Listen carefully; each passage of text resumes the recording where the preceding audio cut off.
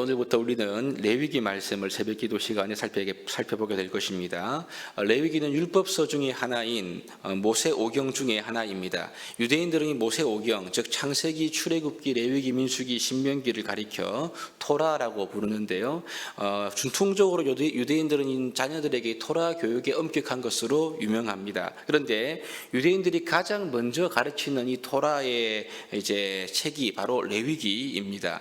우리가 볼 때는 읽기 쉽고 또 쉬운 창세기, 즉 천지 창조를 기록하고 있고 이스라엘 백성들의 뿌리를 다루고 있는 이 창세기를 먼저 교육할 것 같은데 그렇지 않습니다. 창세기가 아닌 레위기로 토라 교육을 시작한다고 합니다.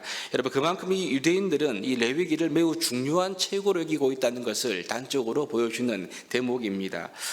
레위기가 중요한 이유는요, 모세 오경 가운데 이 레위기가 위치하고 있는 위치 때문에 그렇고 그 레위기가 담고 있는 내용 때문에 그렇습니다. 먼저 레위기는 이 출애굽과 민수기 사이에 위치하고 있습니다. 출애굽기는 시내산에서 언약을 맺고 성막을 짓는 것으로 그 내용이 끝이 나고 있고요. 그리고 나서 이 레위기 내용이 이어지는 것을 보게 됩니다.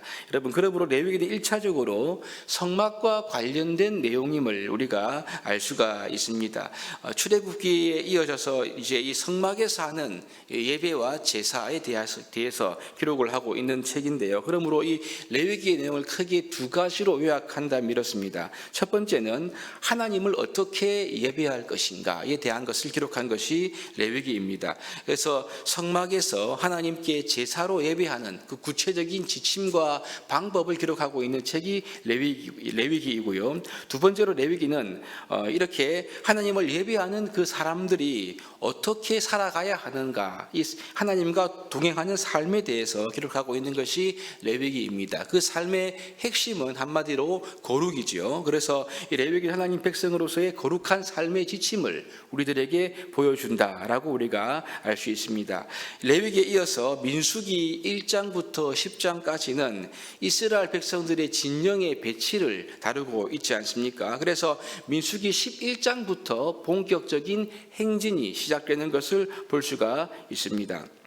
그러므로 언약을 체결한 출애굽기 19장에서부터 시작해서 레위기를 지나 민수기 10장까지의 내용은 이제 이스라엘 백성들이 시내산에 머물러 있었던 그 1년 동안의 시간이 배경임을 우리가 알 수가 있죠. 그래서 이 시내산에 있었던 일을 기록하고 있는 토라의 한 중앙에, 한 가운데에 레위기가 기록되어 있다. 우리가 그렇게 볼 수가 있습니다. 그러므로 언약의 백성으로서 어떻게 하나님을 예배할 것인가, 더 나아가 이 언약의 백성으로서 어떻게 살아가야 할 것인가, 이것을 다루기 때문에 아마도 유대인들은 이 레위기를 가장 중요한 책으로 여긴 것이 아닌가 그렇게 볼 수 있습니다. 여러분, 이 점은 오늘날 예수 그리스도를 믿어 하나님 백성이 된 저와 여러분들도 마찬가지입니다. 여러분, 왜냐하면 이 복음은 그냥 예수 믿고 천국 가는 것으로 끝나는 것이 아니기 때문에 그렇습니다.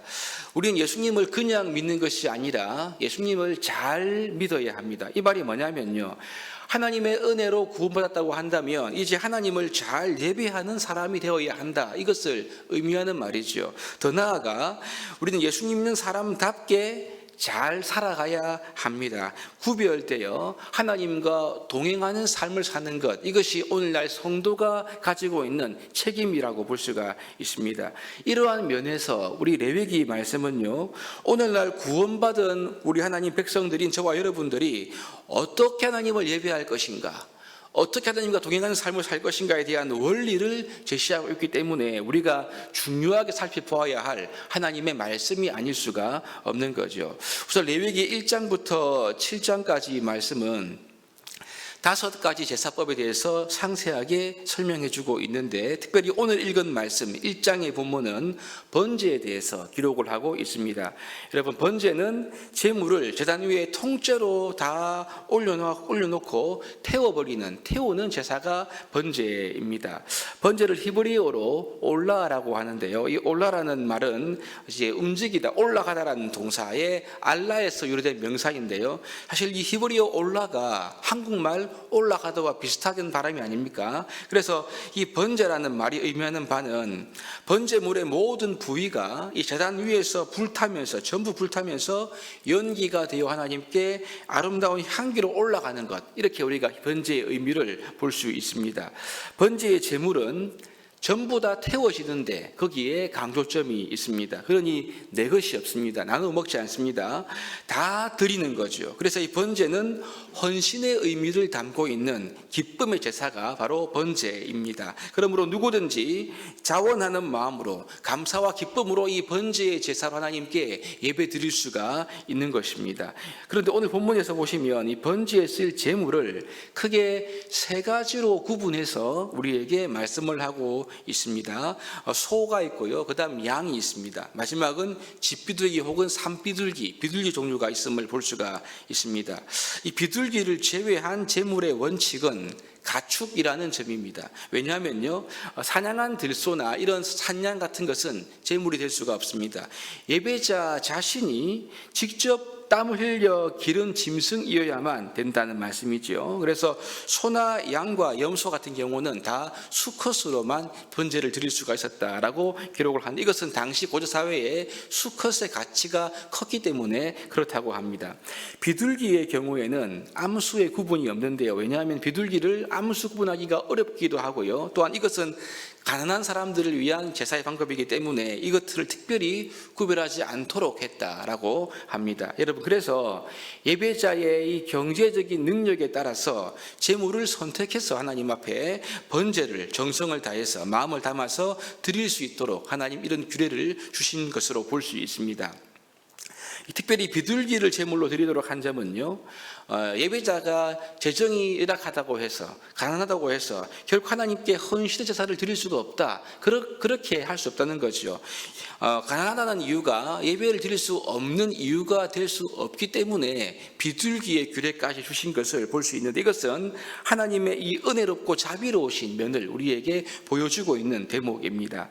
우리가 번제의 규례를 쭉 보시면요, 서로 예배드리든 번제하든 양으로 하든 비둘기로 하든 간에 번제로 예배를 드리는 그 예배자가 마음을 담고 헌신을 담아서 절차대로 예배를 하면 하나님께서는 그 제사를 받으신다, 그렇게 말씀합니다. 이 세 가지 제사의 말미에 공통적으로 붙어있는 말이 있죠. 이것입니다. 이는 화제라, 여호와께 향기로운 냄새니라, 이렇게 말씀합니다. 여러분, 소로 드리든 양으로 드리든 아니면 비둘기로 드리든 간에 하나님께서 정하신 이 절차에 따라서 마음을 담아 헌신하여 예배를 드리면, 번제를 드리면 죄물이 뭐든지 간에 관계없이 모두 다 100점짜리 예배가 된다, 이것을 말씀하고 있는 그러한 표현인 것입니다.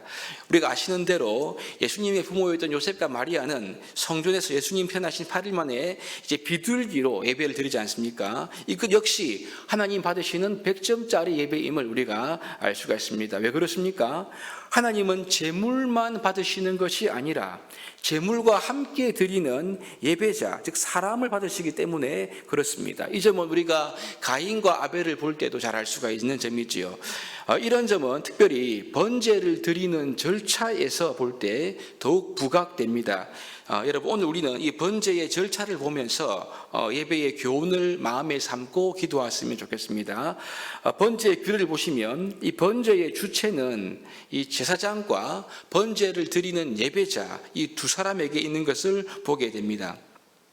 이 비둘기를 제외한 소와 양의 번제의 규례가 거의 동일한데요, 이제 제사장과 예물을 가져온 이 예배자가 교대로 절차를 수행하는 것을 볼 수가 있는데, 정리하면 이렇습니다. 첫 번째로 예배자가 제물의 안수에서 직접 제물을 도살해야 합니다. 그리고 난 다음 피를 양푼에 받는 일은 예배자가 하는 일입니다. 그럼 그 다음에 이 피를 뿌리는데요, 뿌리는 일은 제사장이 하는 일이지요. 그런 다음 이제 제물을 가져온 예배자가 가죽을 벗기고 각을 떠야 합니다.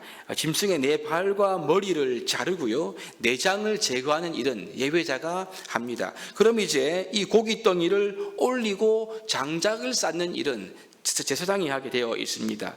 그런 다음 내장과 정강이 손질을 하는데요. 여기에서 뭐 똥이나 불순물, 털을 제거하는 일은 예배자가 하는 일입니다. 그럼 마지막으로 이 손질된 내장과 정강이를 고깃덩 위에 올려서 불태우는 일은 제사장이 하는 것으로 보게 되죠. 나와 기록되어 있습니다. 이렇게 예배자와 제사장이 하는 일들이 교대로 수행하면서 그 일이 철저히 구분되어 있는 것을 우리가 오늘 본문을 통해서 살펴볼 수가 있습니다. 가만히 보면요, 이 굳은 일, 즉 힘든 일은 모두 다 예배자가 하도록 되어 있습니다. 그렇지 않습니까? 우선 흠없는 좋은 가축을 골라서 그것을 직접 도살하는 일은 예배자가 합니다. 그리고 피를 받고 가죽을 벗기고 각을 뜨고 또 내장과 정강이를 깨끗하게 손질하는 이 일은 모두가 다 예배자의 몫임을 우리가 오늘 말씀을 통해서 보게 됩니다. 무슨 말입니까? 이 번제의 규례에 있어서 온갖 굳은 일을 도맡아 하는 이 예배자의 역할이 어쩌면 제사장만큼이나 혹은 그 이상으로 중요하다는 것을 우리들에게 말씀해 주고 있는 대목이죠. 여러분, 그렇다면 오늘날 하나님께 예배 드리는 우리는 어떠합니까?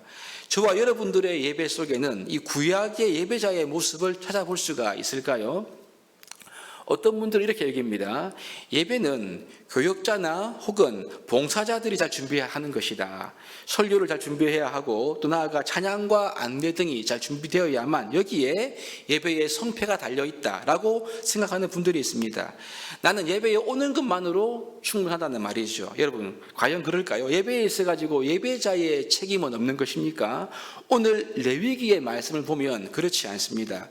이 헌신을 상징하는 이 번제를 보시면 예배자는 구경꾼이나 심사하는 사람이 아님을 알 수가 있습니다. 어쩌면 제사장보다 훨씬 더 많은 헌신을 해야 하는 것이 바로 이 예배자라는 것이고요. 예배에 참여자가 되어야 한다. 이것을 우리에게 말씀해 주고 있음을 보게 됩니다. 이 오늘 말씀을 생각하면서 나는 어떤 예배자인가 한번 돌아보시면 좋겠어요. 예배의 구경꾼이나 말씀을 평가하거나 심사하는 사람이 아닌가, 아니면 내가 정말 예배에 적극적으로 참여하고 수고하고 헌신하는 예배자인가, 이것을 한번 돌아보아야 할 것입니다. 하나님께 아름다운 이 향기로 올려지는 예배, 그 예배는 우리의 중심에서 우러나오는 수고와 헌신으로 우리가 직접 하나님 앞에 희생하고 헌신하고 참여하는 바로 그 예배가 하나님께서 기뻐하는 예배임을 기억하시기를 바랍니다. 이를 위해서 예배를 위해 우리가 철저히 준비하고 우리의 마음과 뜻과 정성을 다한 예배를 하나님께 드릴 때 그 예배가 하나님이 기뻐 받으시는 아름다운 향기가 되는 예배가 될 줄로 믿고 우리의 인생이 이러한 아름다운 예배로 하나님께 영광을 올려드리는 저와 여러분 될 수 있기를 주님의 이름으로 축복합니다.